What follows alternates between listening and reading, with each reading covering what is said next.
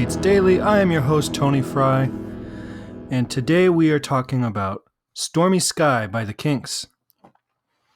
But first, I just want to encourage you all to swing by herohabit.com. Today is Friday if you're listening in real time, and we have posted a rundown of all this week's episodes. So if you missed anything or you want to listen to the song that we're talking about before or after you listen to the podcast, it's all laid out there for you. And I've also included a link to our Spotify playlist that I started that just includes all the songs that we've talked about. It's nothing fancy. So if you want to give that a follow, I add to that every single day.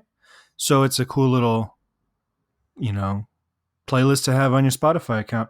Also, while you're there, it's not too late to pick up one of our subscription boxes or mystery boxes of trading cards for the holidays. You can subscribe to football, baseball, or basketball, and you get trading cards in the mail every month from just your favorite team. And we throw in autographs and relic cards and all that kind of stuff. So it's a cool little gift for yourself or gift for a sports fan in your life.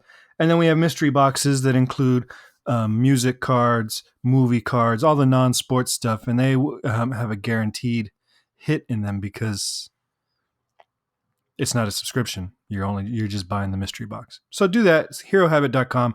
Also, give me an email at kinksandbeats@herohabit.com or call me at 925-494-1739. So today we're talking about Stormy Sky, which was released on February 12th, 1977 on the Sleepwalker album. And Sleepwalker is kind of a big album because it's the start of their arena phase. They are now on Arista Records. The concept album is a thing of the past, kind of at the insistence of Clive Davis, the head of Arista Records. And now the focus is back on writing commercial, radio-friendly music. And there's nothing wrong with that. Ray has always written commercial radio-friendly music. He's just sometimes sabotaged it with a Dixieland band or a heavy concept that doesn't stand on its own off of the album. But even on their most concept-heavy albums, there are songs like we talked about before that should have been hits. But this one is a very focused, concerted effort to make just solid rock and roll albums. Stormy Sky, and we talked about this when I talked about rock and roll fantasy.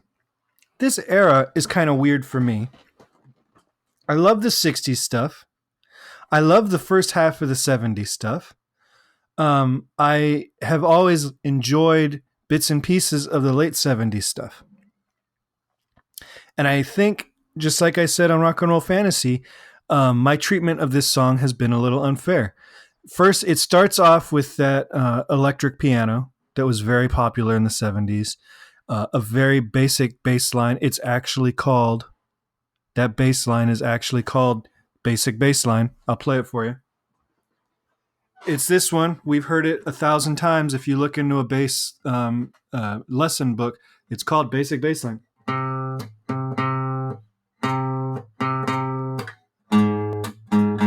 Right? It's a very basic bass line. The recording style, very polished, very slick, very produced. The drums are a little bit low in the mix. Like, this is a very AM radio song. And I've probably skipped it more than I've listened to it over the years because it's never been one of my favorite songs on Sleepwalker, which is an album I enjoy quite a bit. Actually, it's one of the only ones I own on vinyl. But listening to it again a few times in preparation for this podcast, as always, I've gotten a new appreciation for it. That's why I hope this podcast is doing that for you, is giving you a new appreciation for these songs that maybe you love. Maybe you've liked them for, since 1977 or whatever the case is. But now listening to it with new ears or with a fresh perspective or whatever, and that we are like building our appreciation for the music that these two bands produced, because it's the best music of rock and roll era. So I will admit that this song has I've warmed up to it. It's a mid-tempo, pretty run-of-the-mill tune. There's not a whole lot going on with it as far as build. It does have a kind of a build at the end around the 2:45 mark, and if you don't want to watch your clock to see what I'm listening for, just listen for the horrible edit in it.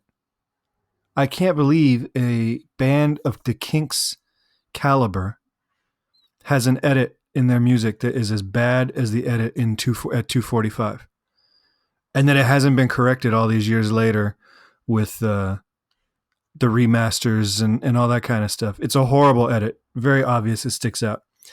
The song opens with a cool little chord progression with Dave doing some nice little lead guitar licks over it. It starts on C, which is your tonic chord in this song. Then it goes to A flat major.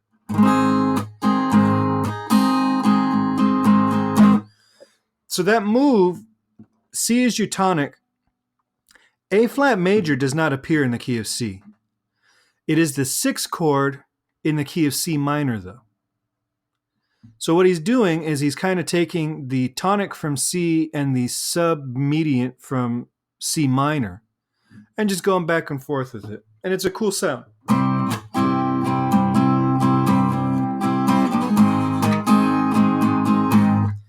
And again, the way it's used, it gives the illusion that it's a minor chord or maybe even a diminished chord, but it's not. It's a straight major chord.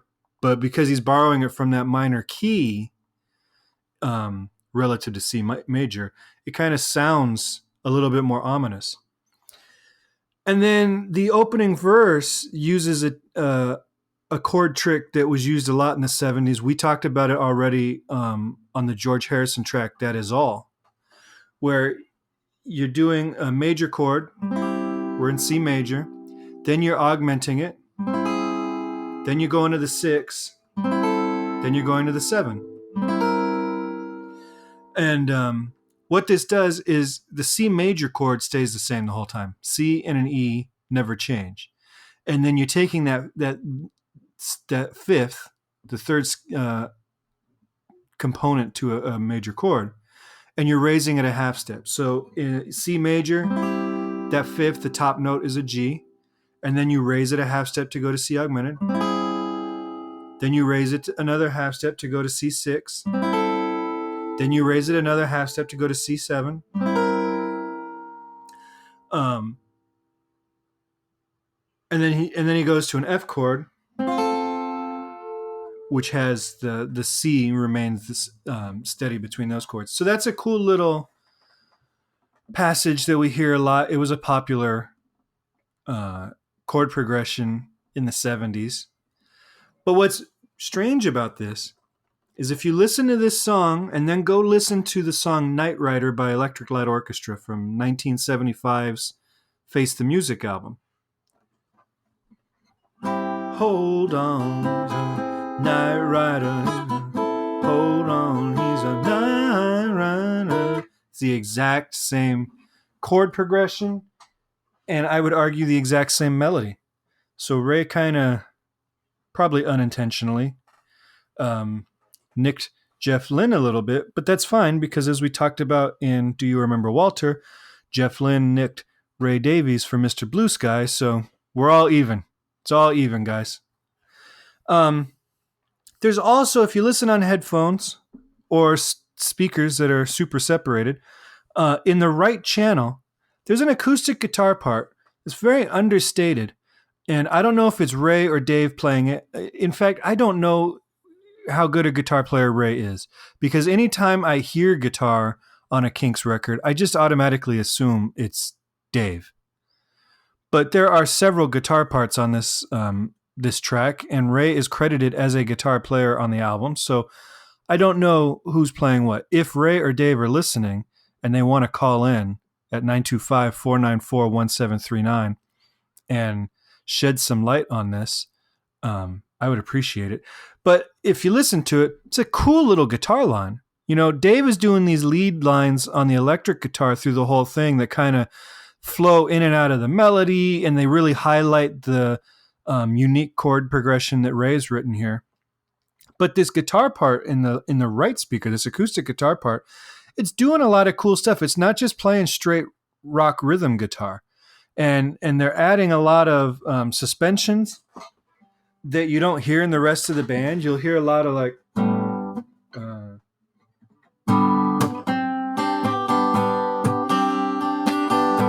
You hear a lot of suspensions like that.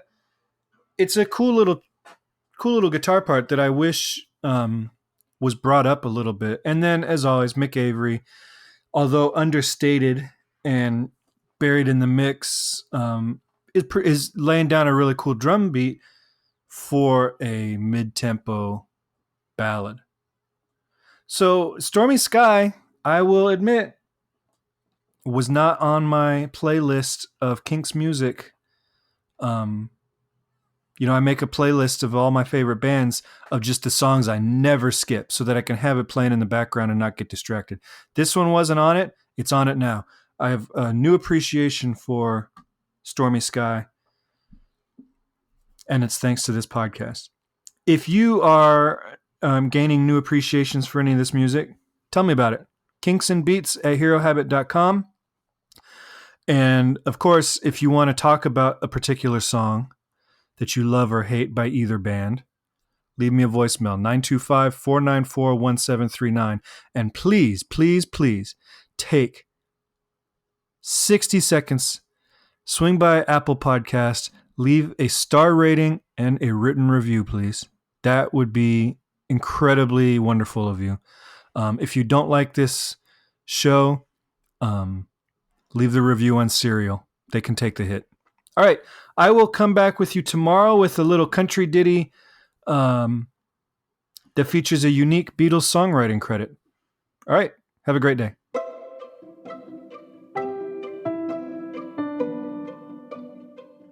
This podcast is presented by the Hero Habit Podcast Network. Swing by HeroHabit.com today to comment on this episode and poke around our growing database of sports and pop culture news, reviews, and collectibles. HeroHabit.com. Collect your heroes.